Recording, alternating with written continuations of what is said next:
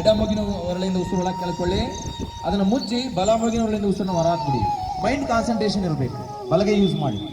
Be happy. Slowly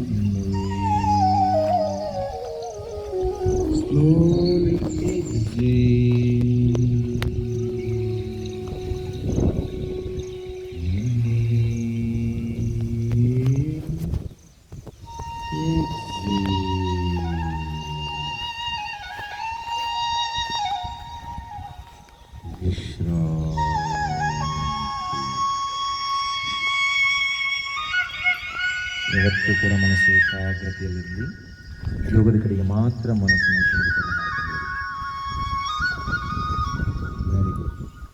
relax. ನಾಡಿ ಶ್ವಾನದ ನಂತರ ಶೀತಳಿ ಪ್ರಾಣಾಯಾಮ ಎಲ್ಲರಿಗೂ ಗೊತ್ತಿದೆ, ಪ್ರತಿಯೊಬ್ಬರು ಮಾಡಿದ್ದೀರಿ. ನಾಲಿಗೆಯನ್ನು ಹೊರಚಾಚಿ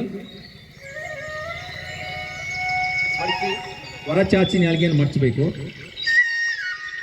ಆ ನಾಲಿಗೆ ಸಂಧಿಯಿಂದ ಉಸಿರು ಮತ್ತೆ ನಾಲಿಗೆಯನ್ನು ಒಳಗೆಳ್ಕೊಂಡು ಬಾಯಿ ಮುಚ್ಚಿ ಮೂಗಿನಿಂದ ಉಸಿರಾಗ ಹಾಕ್ತೀವಿ. ಶೀತಳಿ.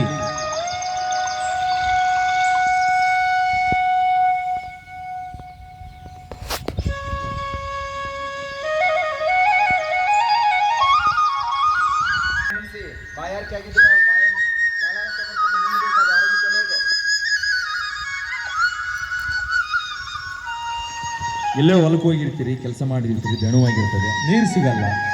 ಒಂದು 10 ಬಾರಿ ಶೀತಳಿ ಮಾಡಿಬಿಟ್ರೆ ಗಂಟ್ಲು ಒಣಗಿದ್ದು ಹೋಗಿಬಿಡ್ತದೆ. ಆ ನೀರು ಕುಡಿದಷ್ಟು ದೇಹಕ್ಕೆ ಲಾಭ ಆಗ್ತದೆ, ದೇಹವನ್ನು ತಂಪುಗೊಳಿಸ್ತದೆ, ಬಾಯಲ್ಲಿ ಲಾಲಾರಸ ಉತ್ಪತ್ತಿ ಮಾಡ್ತದೆ, ಗಂಟಲು ಒಣಗಿದ್ದನ್ನು ಕೂಡ ಅಲ್ಲಿ ನಿವಾರಿಸ್ತದೆ. ನೋಡಿ, ಇಷ್ಟು ಯೋಗದಲ್ಲಿ ನೈಸರ್ಗಿಕ ಗಾಳಿಯಿಂದನೇ ಯೋಗ.